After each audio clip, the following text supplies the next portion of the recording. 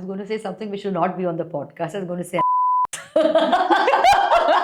I didn't. I think I was just like, I was a lost in the woods sort of situation. Those aren't my credentials. I think there's more to me than who I'm being, spotted with. I step out with my stylist, gay stylist. I am linked to the person. My relationships have always been spoken about, always made headlines. In fact, at one point I remember saying, so now I could be with anybody I'll be linked to. It's become part and parcel. I don't want it to be something that's preachy, something that's difficult. It's literally stuff out of my daily life, things that I do, which are highly relatable. Chaya, like hit it out of the mountain. I hadn't even heard it, nothing. I knew nothing. I didn't know too much besides the fact that Farah said, listen, you're doing this. You have a very weird sense of humor. I mean, my sister's always been the funny one in the family. But when I did that, I figured that, you know what, I can be funny. Right now, I'm not ready. I'll be very, very honest about that. Kushi 7 presents the Namrata Zakaria Show in partnership with Zilo, fashion delivery in 60 minutes, powered by View Televisions. Today I'm talking to someone who is my personal hero and one to a gazillion Indian women. She's a force of nature, the very definition of a power woman whose amazing and outstanding career has redefined definitions and has rewritten several rules. She's a model and television royalty, a beloved judge on some of the longest running shows on television, also a long-time entrepreneur, a founder of yoga studios, a fitness enthusiast, a restaurateur, and now a famous author. And she's a full-time mother, a loving sister, a doting daughter who runs a tight circle of friends. Before I forget, she's also a national sizzler. She is so sexy, it's hard to believe that she is for real. You guessed it, my guest is none other than Malaika Arora. Hi, Namrata. Oh my God. That introduction, I mean, I was holding my breath with every word. This is what I've been telling you for 30 plus years. Yes. I have it memorized. I don't even need my notes. Well, actually, people out there, I'm sure you've heard all of that Namrata had to say. But actually, we go back so long. I mean, I've probably said this a couple of times, but I feel we've actually known each other since our college days. Yeah. So she's actually seen me back then. We were teenagers. Over years, over the years, back then in college, at Jai Hind College. And then, how one thing led to another. Now here we are, 25 years hence, sitting and having this conversation. Yeah. But listen, congratulations on the book. I think it's tremendous. It's a tremendous achievement. But I think I have a problem with the title. It should not be, it's easy to be healthy. It should be, it's easy to be sexy, because everybody in this country would be buying it, don't you think? Well, after you buy it and it's easy to be healthy, then it goes to easy to be sexy. Fair enough. Well, thank you so much. I think it's finally something that now I can actually tick mark off my bucket list. But that's what I wanted to ask you. Why did you want to do a book? Because your plate is already brimming over with like this multi-hyphenate career. I can't sit still. I'm somebody who is very greedy. I'm very charged about everything that goes on in life. I feel there's a time and place for everything, and I need to grab each and every opportunity that comes my way. Book being one of it. That's something I've had at the back of my mind for a while. Oh, really? Quite a while, because I feel over the years, I've seen being in the business, people kept asking me, what is it that you do? How do you stay fit? What do you eat? How do you balance? What time do you sleep? I've always had these, at any given point, I've had these questions. I remember even back in school and college. So I thought, why not eventually kind of collate all of it together and put it in a book and make it easy? I don't want it to be something that's preachy, something that's difficult. It's literally stuff out of my daily life, things that I do, which are highly relatable. And I just wanted to put it all together. And I've actually been making notes over the years, like little footnotes of my own. And then I just put it all into a book. I love that, our last interview was nearly 4 years ago. In COVID, right? COVID time. During COVID, it was on a Zoom call. But so much has changed in your life.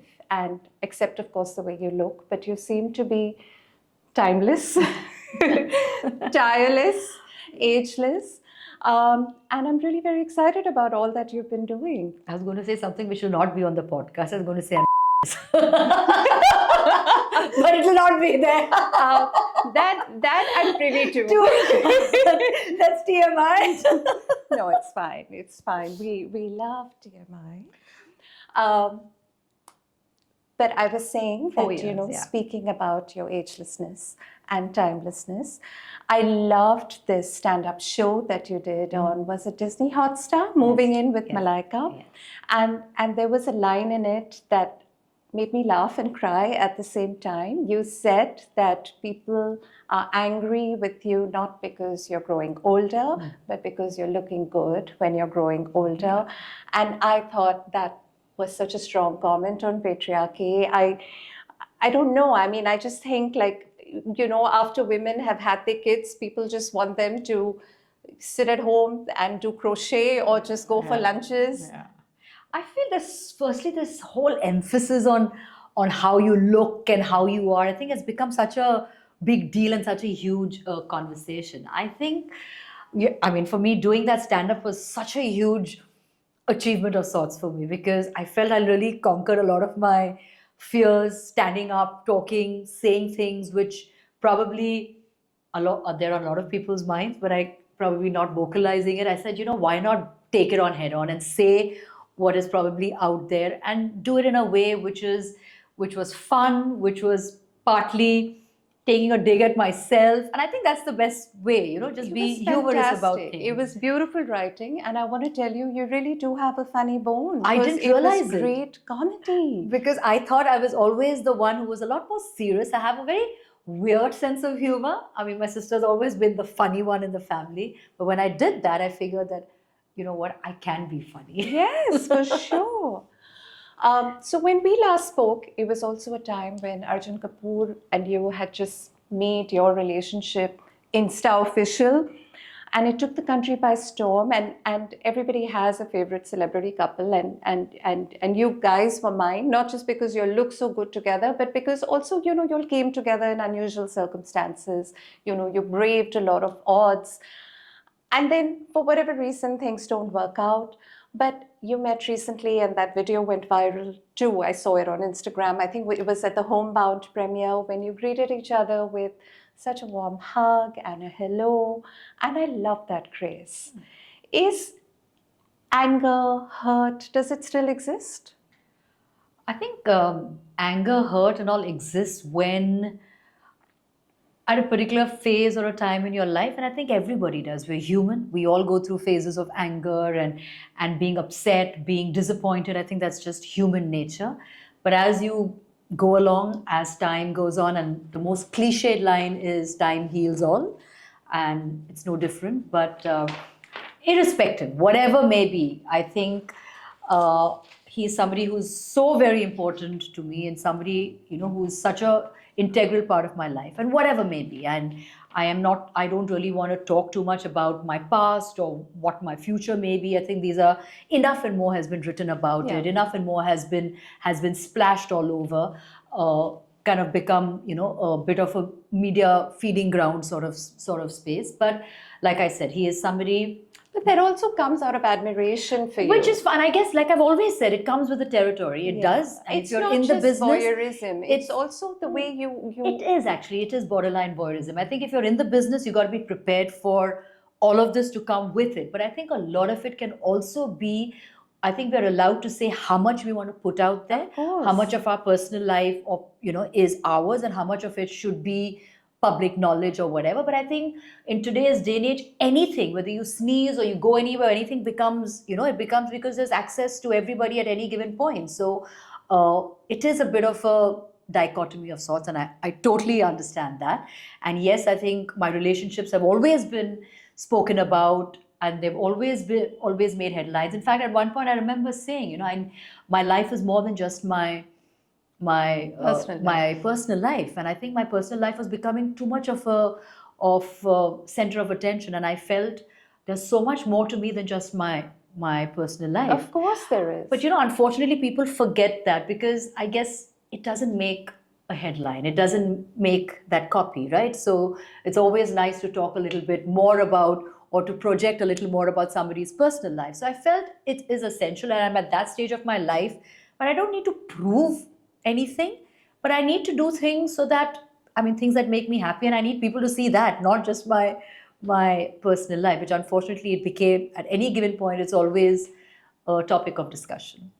I'm going to spin that story and tell you what I feel as a celebrity watcher and as somebody who's known you for so long and looked up to you for so long. You know how much I've admired you, but you know what you stand for is really rewriting your own story. Absolutely. And as a woman, you know, I'm so attracted to that because I feel there's so much grace. You know, we don't have perfect lives, but we make every day perfect. Absolutely. We work hard on ourselves. Absolutely. We put on our power suits or sports bras and go to work. And I love that you are always in grace.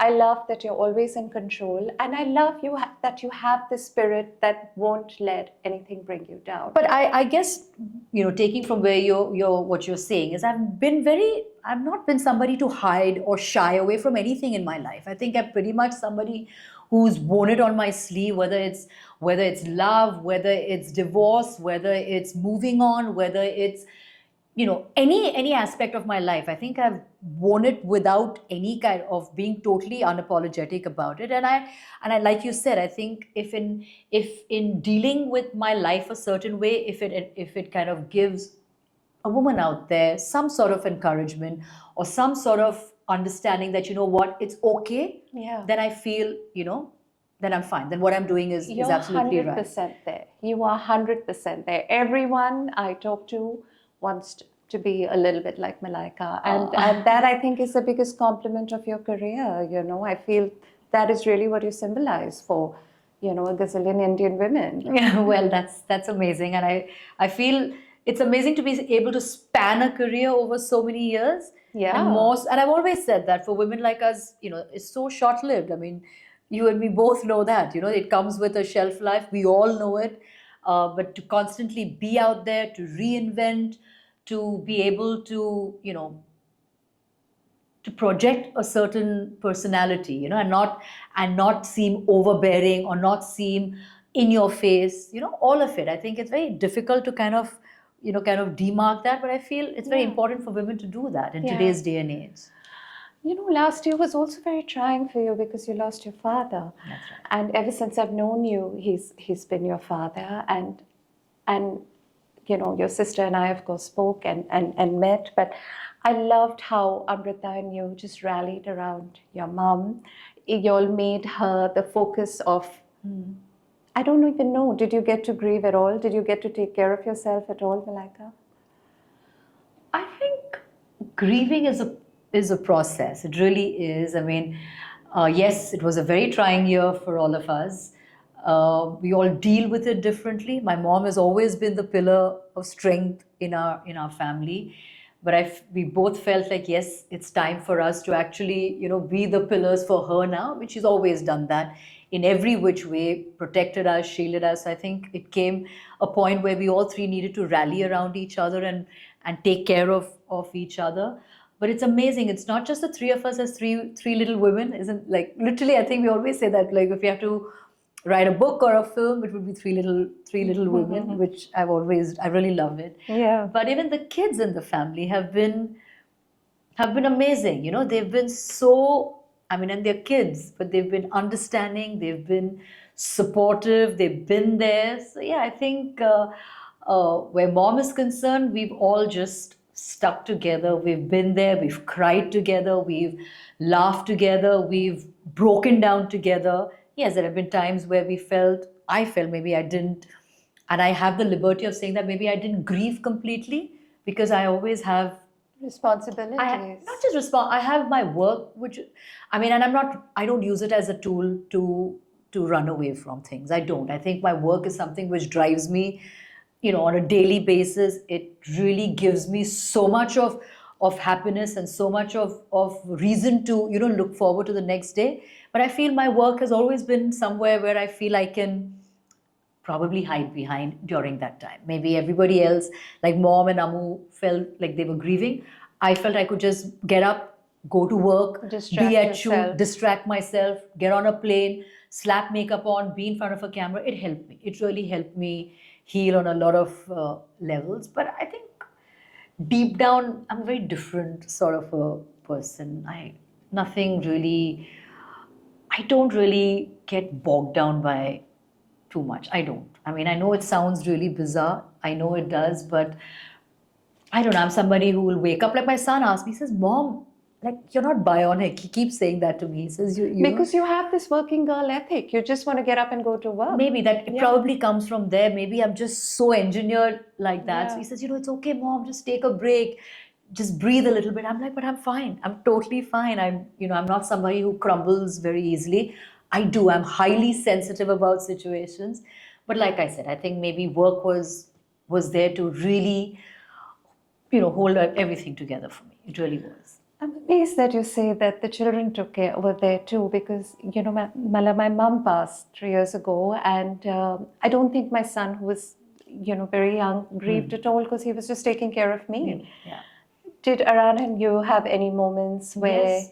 you thought Many moments. In he fact, was your anchor? he was my anchor through all of it. And I He's a literally, young adult now. yeah, and I literally said, I remember saying this to my sister. I'm like, you know what? This is a time where I need to be there for him. But he was the one who was actually, there by my side, talking to me, and it was amazing. He was actually the adult in the year, because I felt I kind of experienced loss at various levels in that year, and I'm not somebody to sit down and talk about it and go on and on about it. But he was my anchor. I have to say that kid of mine is just. Yeah, I sometimes feel our children save us. He just literally, he just knows it. I mean, he can just sense it. He's there. He'll hold my hand. He'll sit with me. He'll talk to me. We'll cry together. We'll laugh together. He'll hug me. So yes, he is my ride or die. He's my person. That's wonderful. There's also news on your personal front. The nation wants to know. I want to know, because I can't stop thinking about him. Vala, who is this very handsome young man that you've been spotted with? Now, people like talking, I think you're spotted with somebody, you go out and it becomes a huge discussion. I don't really want to give, chatter unnecessarily, too much of, fuel. I don't want to do that, because it really doesn't serve any purpose, I guess. And trust me, and I'm going to say this, every time I've stepped out, even if I step out with a longtime friend, a gay friend, a married friend, an old friend, I'm immediately linked to that person. So I think now this has become sort of, whether it's a manager, whether it's a friend, it's like anybody. So I feel it's now part and parcel. We laugh at it. We make a joke about it. My mother will pick up the phone and she'll ask me, "Who's this now, baby?" Like, who are they talking about? And we just keep laughing about it. So it's just become.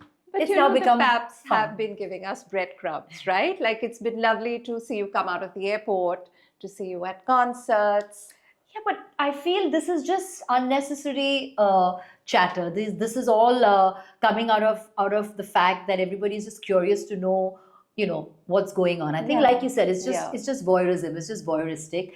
Paps are doing their job. The media is doing their job. They're trying to piece things together, and that's how it is. Like I said, every time. I mean, I step out with my stylist, gay stylist. I am linked to the person. I am stepping out with a manager of mine from my office. I'm linked to the person. So now I could be with anybody. I'll be linked to. It's become part and parcel. I really don't give it too much importance. I just laugh. Trust me. I feel in life, the day I'm ready to take that next step. Make it podcast.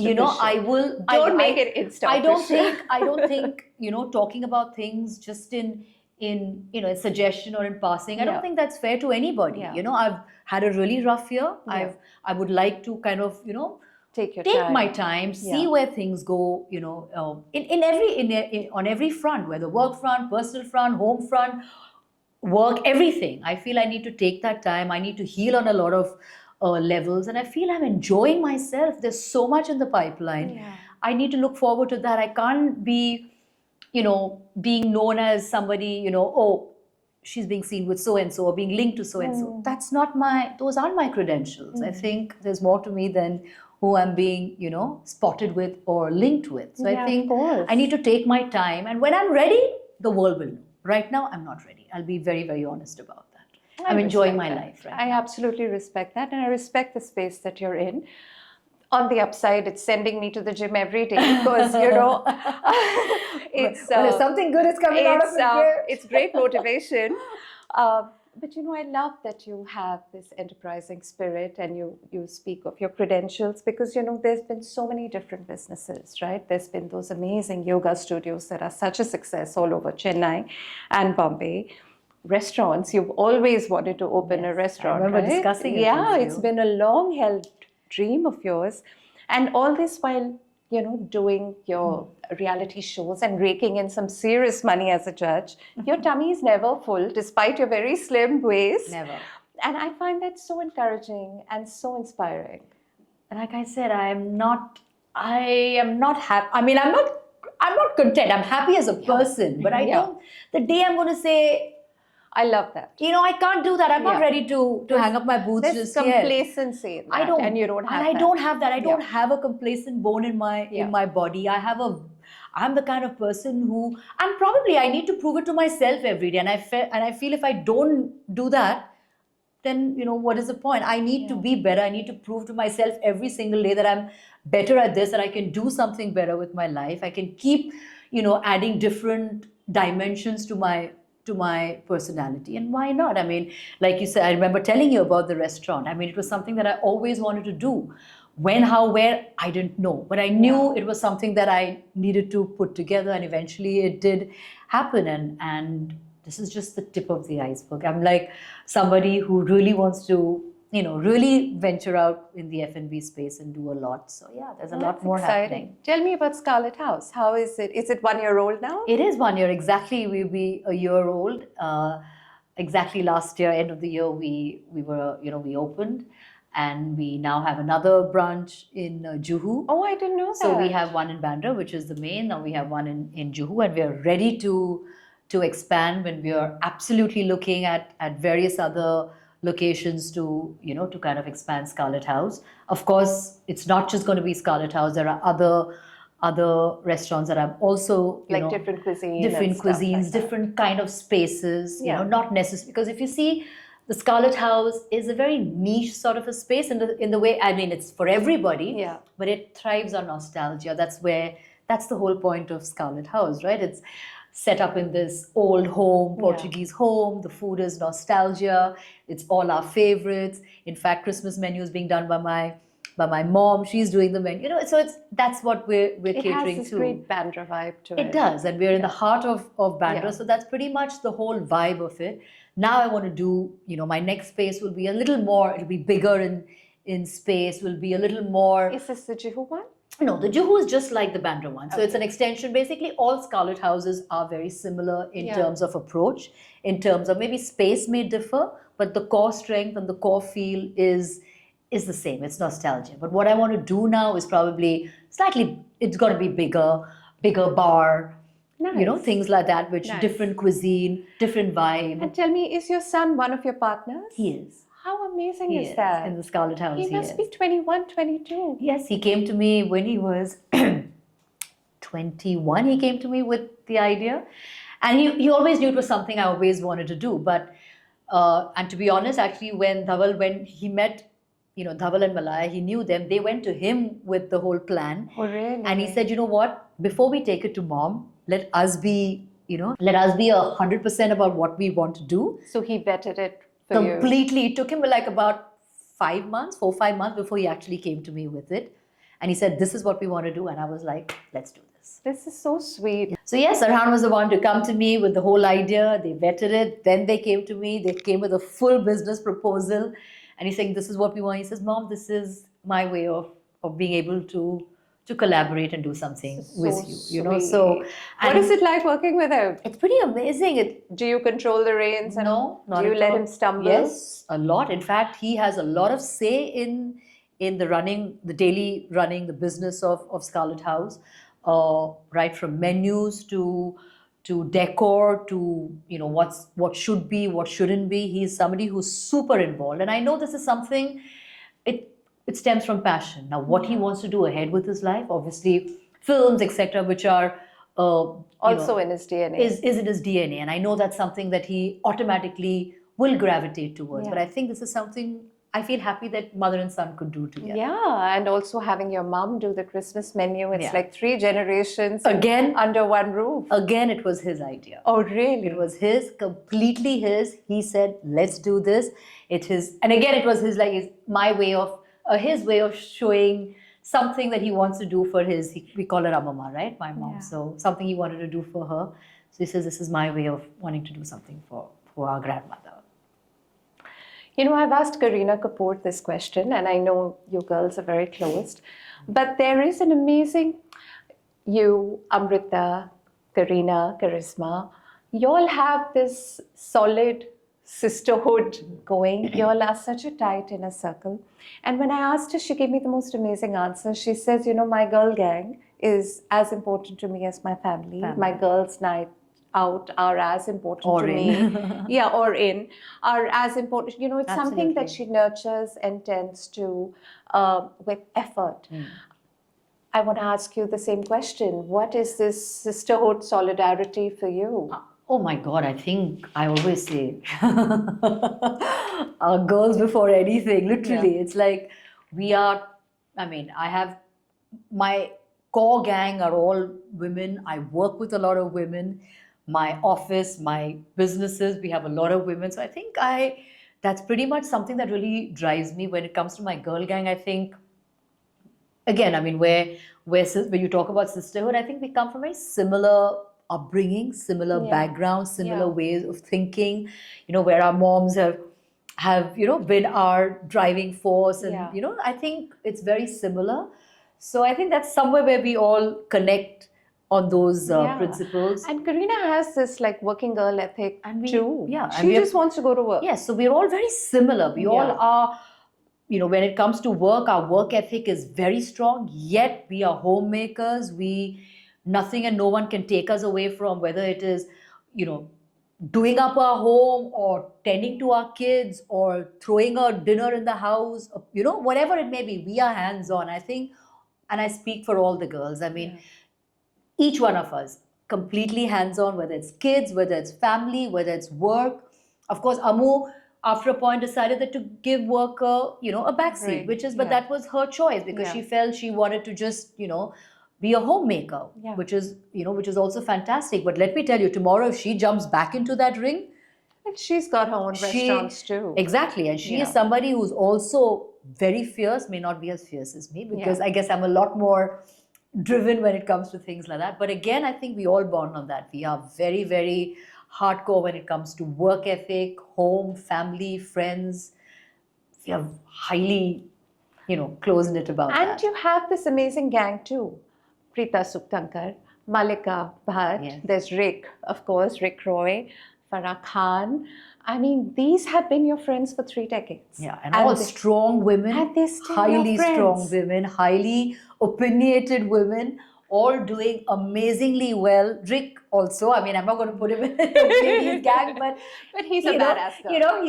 Exactly. He is. Delnas, Vabi. All of them, and they all Dels, Vab, they all do. I mean, all of my friends, Prasanna, all of them. I mean, Chaya is going to be 30 years old. oh wow! I thought we completed 30. No, we will. Wow. And it is still a wedding Sangeet favorite. Yes. It is a nightclub favorite, and I think the only song that it competes with, that it sort of has that longevity, is Helen Auntie's Mehbooba. All her songs. Mehbooba, especially. But when you shot it, did you expect it to be this huge? I mean, it's still a chart buster. No, I didn't. I think I was just like, I was a lost in the woods sort of situation. You know, for there's me. Shah Rukh, there's A.R. Rahman, there's Farah. They've done many songs together, these three, but Chaya like hit it out of the mountains. Yeah, but I think it was one of those first of its kind. I mean, honestly, when I went there not knowing anything, I just went because I was told, you know what, land up and show up for shoot. And your clothes, and be there, and I was ready waiting to shoot. I had no idea. You hadn't heard the song before. I hadn't even heard it, nothing. I knew nothing. I didn't know too much besides the fact that Farah said, listen, you're Show doing up. this. Yeah, show up and you're doing the songs, do your fittings and just show up.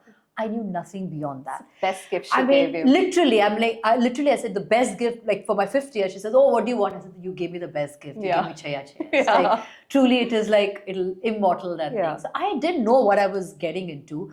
I mean, it had like the biggest names, the most talented lot of people, right from director to the cameraman, to Santosh Sivan, to music, A.R. Rahman, to, Farah, to Shah Rukh, you name it. I mean, it had the best, literally behind that.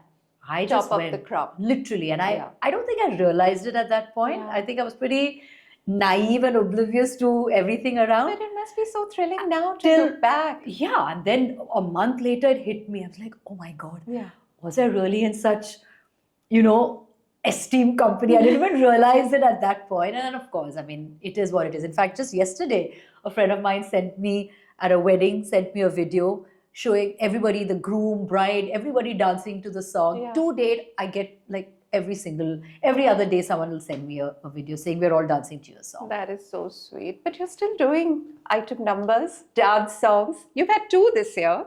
2 songs this year, yeah. Poison Baby in Thamma with Rashmika Mandana, and I'm not the only one who can't keep her eyes off you when the 2 of you are dancing, and Chilgam, which That's is right, yes. such a earworm with Yo-Yo Honey yeah. Singh. Yeah, you're pretty much owning this, shimmy, twerky, sex pot.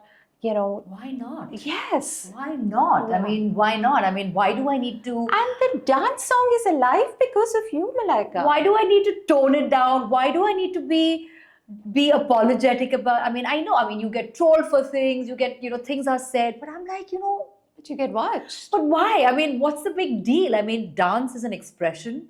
Enjoy it in its true glory, in its true form. I feel truly blessed that...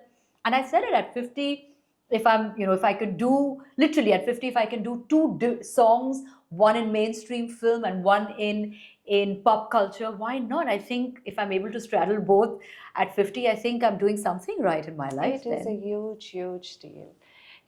Is it empowering? Very, very, very empowering. I think it makes me feel amazing. I kind of, and like I said, and I feel if women out there take it as an example or view it as something empowering or, something for them that they can actually feel good about, then, then a be job sexy, well done. not sorry. Absolutely. Sujaya Bachchan said some really unkind words about the paparazzi recently. And I want to ask you, what is your relationship with the Paps? Because back in 2017, I actually wrote a column about how newspapers wouldn't sell unless there was a photo of you on them. Just coming out of the gym, coming out of a salon. There was a photo of you buying strawberries on the rasta. Do you remember that picture? Yes, of course I remember I remember that, what yeah. you were wearing. And what is your relationship with the Paps? Do you find it invasive? I think, I have a great relationship with them. Yes, sometimes things can be a little, a little too much. But I think over the years, I've managed to strike a really nice balance with the entire pap culture, which was initially very new to everybody. Yeah. But I think over time, we've all kind of figured it out, how much is okay, not okay, things like that. I think they're also highly, very respectful towards, our kids, family, etc. Yes, sometimes also you have to understand there is a lot of the pap culture which are there for like a really long time. Yeah. Like they are like the, the stalwarts, literally. Yeah. And we've seen them over the years at every function, at everywhere. Like they're right there. Yeah. They know their job. But then unfortunately, over a period of time, a whole wave of New kids, people. of just kids who probably really? it was just, with phones in their hand or, who don't really even know the protocol or, the basic etiquette, the basic thing which they're not even aware. They're just kids who are just pulled off from somewhere and just made to do. But I have to tell you, there's an entire culture of very, very senior, paps and writers and the entire culture who have been there, we actually know them by name, we know them by face. And they're so important to careers. Absolutely. And not just career, I just think it's their career as well. And we know them, they know exactly, this is not okay, don't cross the line. Yeah. So, you unfortunately now, one is just generalizing it, which Yeah. is just not fair. Yeah. Because like I said, there's an entire wave of kids who don't know what they're up to. Yeah. They've just come out of nowhere and they're just doing their own thing. So, but at the same time, you can't really fault them for what they're doing. It's their work, it's their job. I think they're also trying to understand how much is too much, or where to draw the line. But yes, I think somewhere along the way, I think there need to be some sort of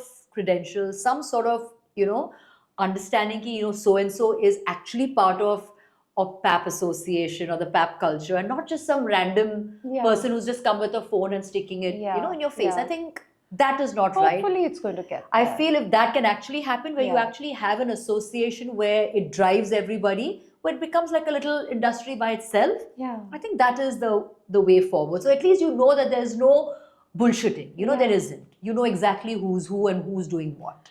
But you seem so comfortable because, we're so used to, and now it's been several years, seeing pictures of you coming out of your yoga studio, in tights and a sports bra. And I think everybody in Bandra now dresses like that, thanks to you. But, I know where you come from because you're trying to tell people that fitness is an everyday thing. Yes. Like, get fit, like, own it, get to the gym. Yeah. It's your daily reminder to Yes, get to the literally. gym. I actually have people who come and tell me that. Like, I'm at an airport or wherever, and they're like, oh, we saw your picture, we realized, let's go to the gym. I almost didn't want to go today. So I'm like, if it actually sends out a great message, Yeah. why not? I'm one too, for sure. I like that. Yeah. So I think something, that something good comes out of all of this. For sure. Now I want to take you back to the years when you started out as a model. You're 5'2", and it was such a 5'3". discussion. 5'1"? 5'3". 3. 5'3". Every Every inch inch counts. Yes, we know that. We know that. But at that time, to be a runway model, if you were less than 5'7", wasn't was possible. unheard of. It was unheard of. Even 5'8", I would say. And you were opening every show and closing every show. There was chrysalis, there was glitterati, it was before Fashion Week, of course. There were all these amazing, really glamorous fashion shows. Yeah. And it wasn't glamorous if Malaika wasn't opening or closing there. And I feel that sort of symbolizes, your life, because you've turned every hardship into a success story. Do you think? Well, I think that's, you said it. I'm not even saying anything. You've said it. I think literally for every time somebody said, oh my God, she's too tiny. Oh my God, she's too short. I think, these moments of me, or being given a platform where I can actually prove myself or prove, I don't want you to prove people wrong. I felt it was a platform for me to shine. I grabbed it and I said, you know what? Let me make the most of it. Of course, I have to say at that point, the choreographers, whether it was a Hemant Trivedi or whether it was Asha Vidyun, they all gave me that opportunity. The world was so hungry for you. You were, I think, in grade 11 when you became a professional model. Yes. I think by grade 12, a VJ. Yes, absolutely. absolutely. I think your youth was just taken away from you, which is, your college years were taken away from you, which is why there's this Benjamin Button situation happening. No, and actually maybe that's probably why all I know is work, because I've been working ever since then, and I've never really been that girl who's been out partying or, coming back home at 4 in the morning. I've never had that because I've always been at a set, working, catching a flight, early morning, sleep early because I need to wake up early the next day. So I think my life has pretty much gone like that. By the time I figured, listen, I need to enjoy a little bit, I think it was 40 when I hit my 40. That's when I realized, like, you know what? Let me now just enjoy a little bit. But you didn't take a break. I didn't take a break. I've never taken a break. You've never taken a break. Never. Yeah. Ever. I think barely a couple of months when I was pregnant, but that's about it. I've never taken a break. And I have no regrets. I love it. I love that aspect of my life. And whoever's in my life has to be okay with that. That's the way to go. Yeah.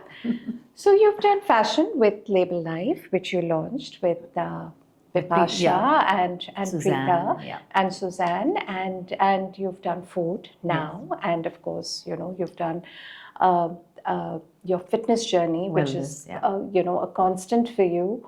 Where do you see yourself in 5 years? Continuing this? Do you think you would get into film in a bigger way, which you do intermittently, but in small parts now?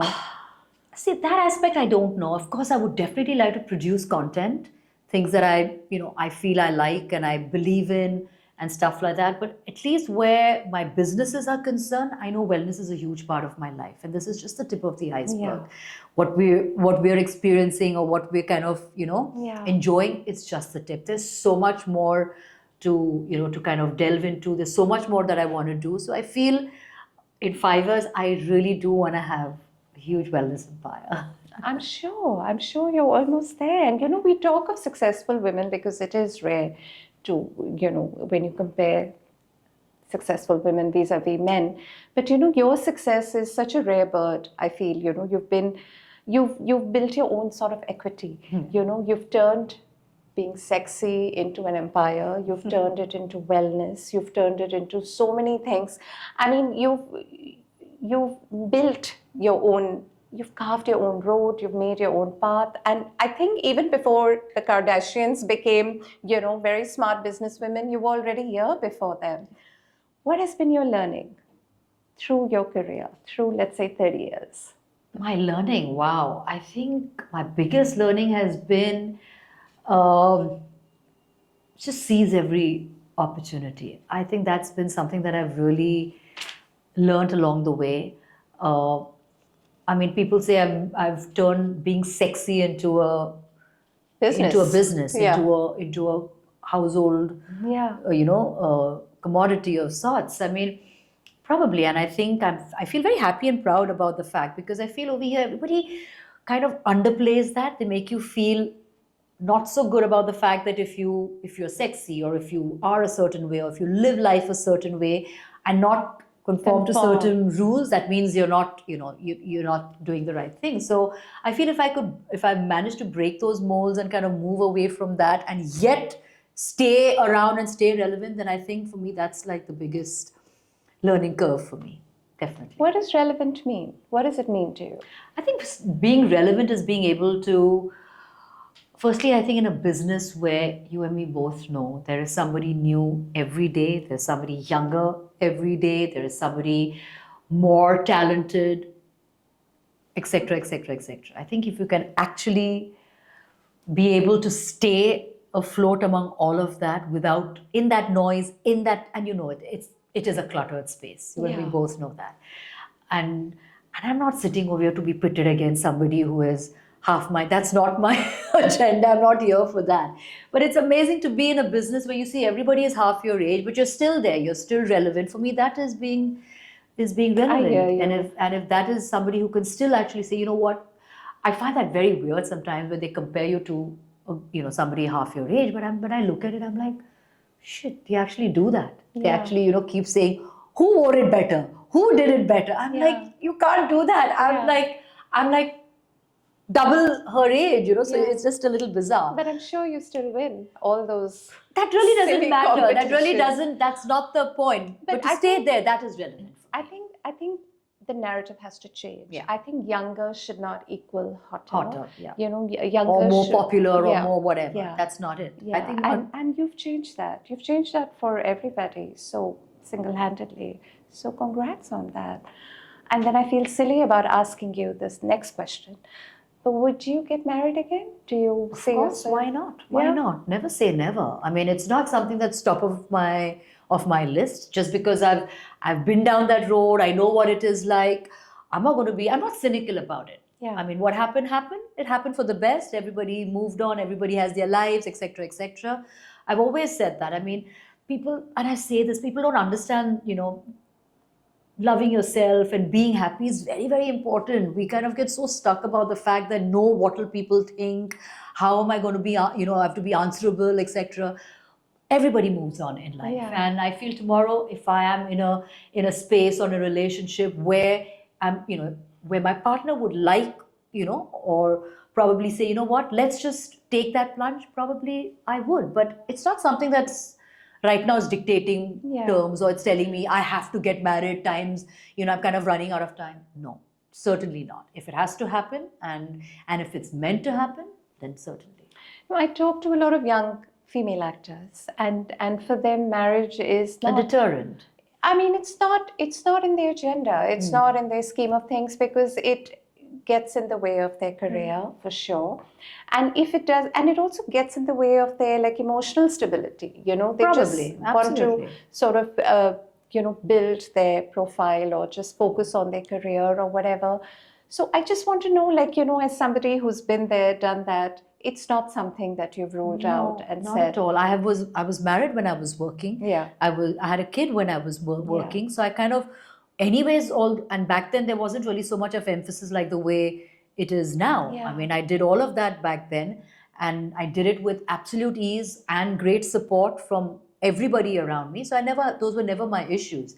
Yes, I know, I get it now that I'm not married anymore. Now that I'm single, I feel I just have a lot more things to do with my life. I feel I can just achieve so much more. Not that anybody is stopping me or pulling me back or kind of suppressing me. No, but I think again it's a very personal choice. But if I think I need to get married, it's not even, I mean, need is not even the right term. There is no need per se. Yeah. If I want to, if I feel that is a step I would like to take, Yeah. I'll definitely take the plunge. Right now, it's not a necessity. It really isn't. Yeah. It's not a driving point in my life. So you really do stand for a woman who can have it all. Why not? Why not? Well, thank you for taking the time. You've headed here straight from the airport, and I'm so grateful. And as always, I love chatting with you. Thank you for having me. Thank you for opening up, and thank you for being that friend always. Always. And I have to say, she's one of my loudest cheerleaders. Yes, I am. Really, my loudest cheerleader. And proudest. Thank you. Thank you. Thank you, gentlemen. Now you can breathe. Yes, He's not breathing. slow.